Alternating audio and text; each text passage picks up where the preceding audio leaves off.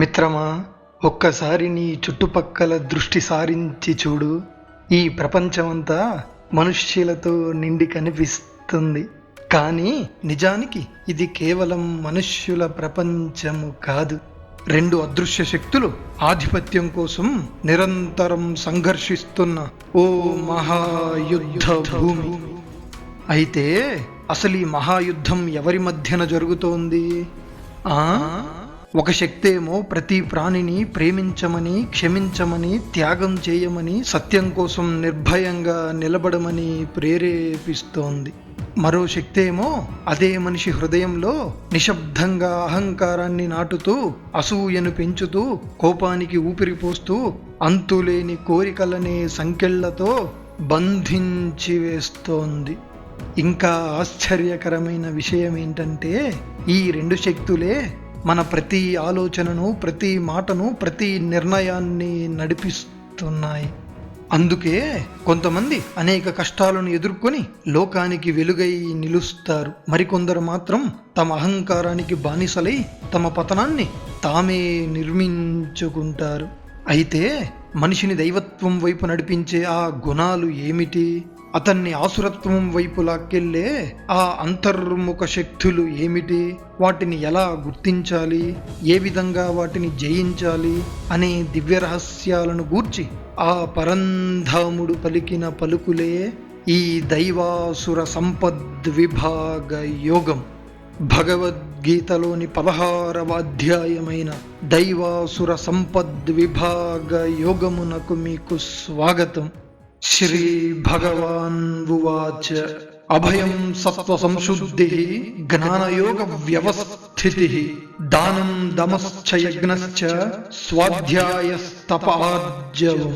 శ్రీ భగవానుడు పలికెను, ఓ భరతవంశస్థుడా, భయం లేకుండా జీవించుట, అంతఃకరణమునందు పవిత్రత, జ్ఞానయోగంలో స్థిరనిష్ఠ, అలాగే ఉదారంగా దానం చేయడం, ఇంద్రియాలను అదుపులో ఉంచుకోవడం, యజ్ఞాది ధార్మిక కర్తవ్యాలను శ్రద్ధతో ఆచరించడం, వేదశాస్త్రాలను నిత్యం అధ్యయనం చేయడం, తపస్సును పాటించడం, అలాగే మనస్సు, మాట, చర్యలయందు నిష్కపటమైన సరళత్వాన్ని కలిగి ఉండడం, ఏ ప్రాణికి హాని కలిగించకుండా జీవించడం, సత్యాన్ని ఆచరించడం, కోపాన్ని అదుపులో ఉంచుకోవడం, స్వార్థాన్ని విడిచిపెట్టడం, ప్రశాంత స్వభావంతో జీవించడం, ఇతరులలో లోపాలను వెతికి ప్రచారం చేయకుండా ఉండడం, సమస్త జీవుల పట్ల కరుణ చూపడం, విషయాసక్తికి బానిస కాకపోవడం, మృదు స్వభావాన్ని కలిగి ఉండడం, అధర్మాన్ని చేయడానికి సిగ్గుపడడం, చపలత్వానికి దూరంగా ఉండడం, ఆత్మ తేజస్సుతో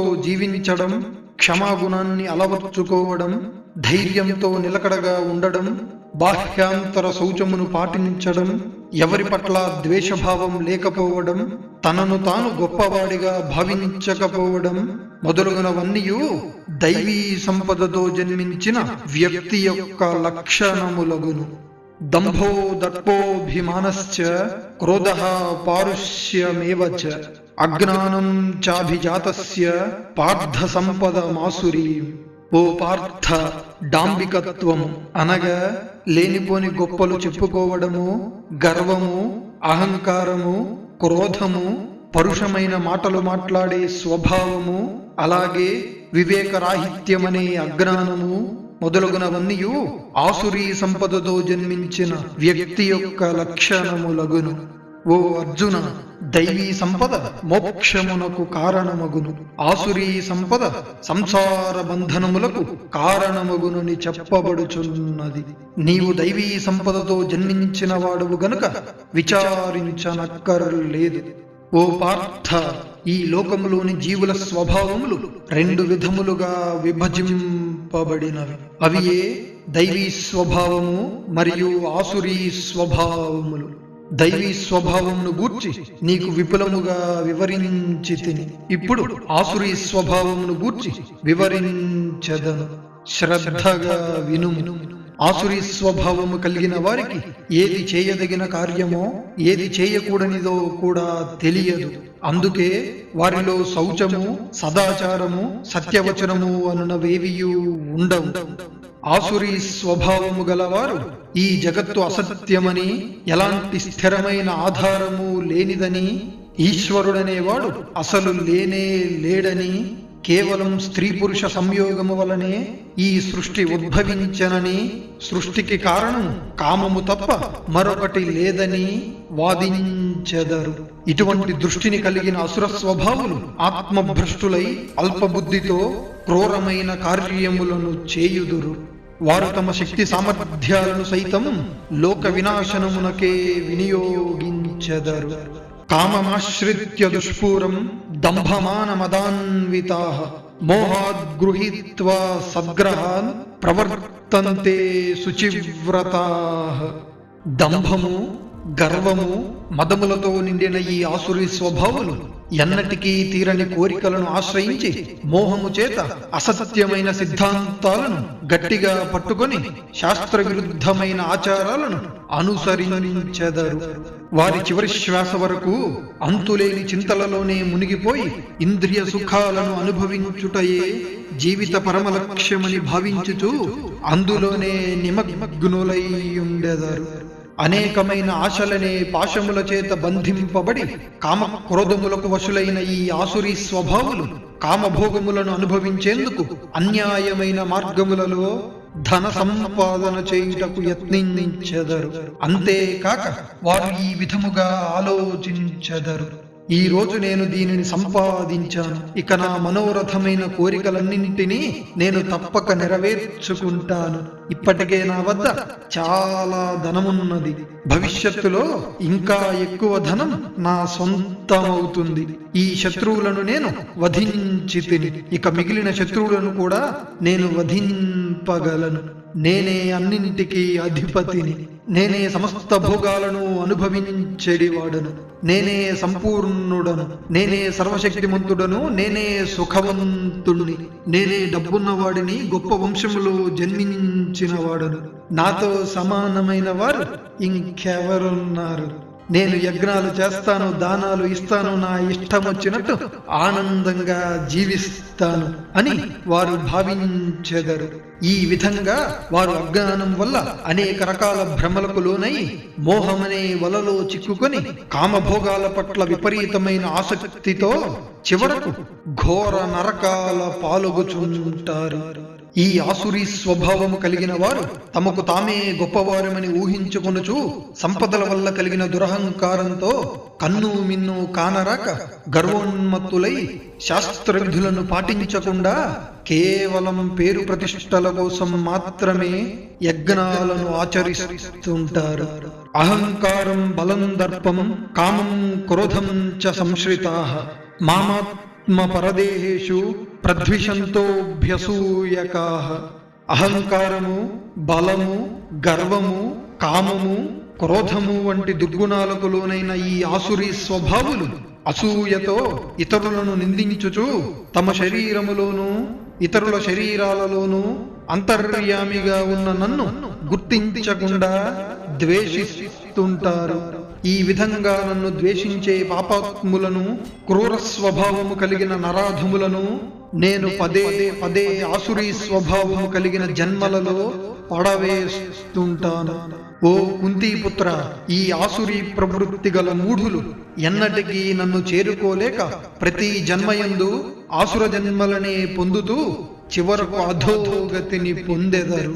త్రివిధం నరకస్యేదం ద్వారం నాశమాత్మనః కామః క్రోధస్తథా లోభః తస్మాదేతత్త్రయం త్యజేత్. మనిషి వినాశనానికి దారితీసే నరక ద్వారములు 3 కలవు. అవియే కామము, క్రోధము, అలాగే లోభము. కావున ఈ మూడింటిని తప్పక త్యజించవలెను. ఓ అర్జున, ఈ 3 నరక ద్వారాల నుండి విముక్తి పొందినవాడు తన శ్రేయస్సుకు దారితీసే కర్మలను ఆచరిస్తూ చివరకు పరమగతినే పొందుతాడు. అనగా ఆ పరమాత్మనే చేరుకుంటాడని భావం. శాస్త్ర విధులను విడిచిపెట్టి తన ఇష్టానుసారంగా ప్రవర్తించేవానికి సిద్ధిగాని, సుఖంగాని, పరమగతిగాని లభించదు. తస్మాత్ శాస్త్రం ప్రమాణంతే కార్యాకార్య వ్యవస్థితం స్థితౌ జ్ఞాత్వా శాస్త్ర విధానోక్తం కర్మ కర్తుమిహార్హసి. కావున ఏది చేయాలి ఏది చేయకూడదు అనే విషయాన్ని నిర్ణయించుకోవడంలో శాస్త్రమే నీకు ప్రమాణము. అందుచేత శాస్త్ర విధానాలలో చెప్పబడిన కర్మలను తెలుసుకొని వాటినే ఆచరింపు అని కృష్ణ పరమాత్మ అర్జునునితో పల్కెను.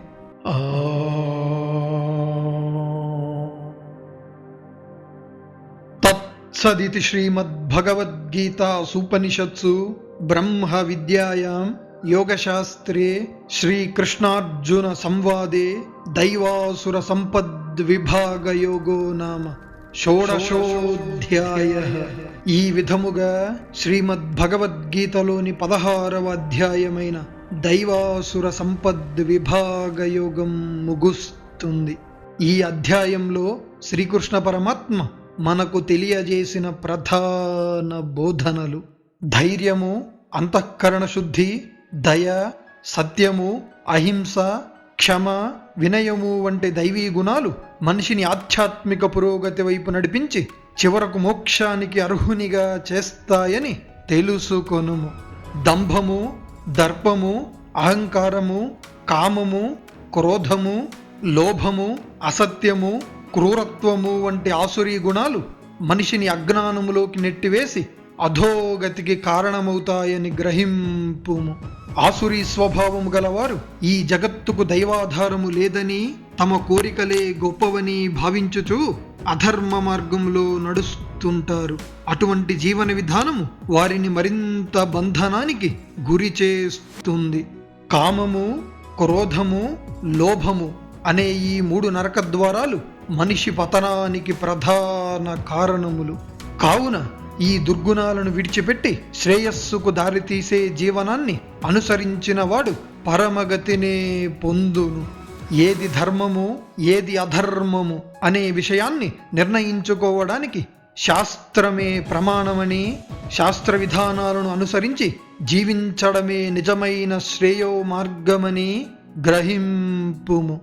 ఈ విధంగా మనమందరము దైవీ గుణాలను పెంపొందించుకొని ఆసురీ గుణాలను విడిచిపెట్టి శాస్త్ర సమ్మతమైన కర్మలను ఆచరిస్తూ జీవించడము ద్వారా ఆ పరమేశ్వరుని కృపకు పాత్రులమై చివరకు పరమగతిని పొందగలమని శ్రీకృష్ణ పరమాత్మ అర్జునుని ద్వారా సమస్త జీవరాశులకు తెలియజేశారు. తదుపరి అధ్యాయంలో శ్రీకృష్ణ పరమాత్మ శ్రద్ధాత్రయ విభాగయోగము ద్వారా మనిషి యొక్క శ్రద్ధ స్వభావాన్ని, సాత్విక, రాజస, తామస శ్రద్ధల విశేషాలను అత్యద్భుతముగా వివరించును. త్వరలో మళ్ళీ కలుద్దాం. సమస్త లోకాః సన్మంగళాని భవంతు. మీ కాలాగ్ని.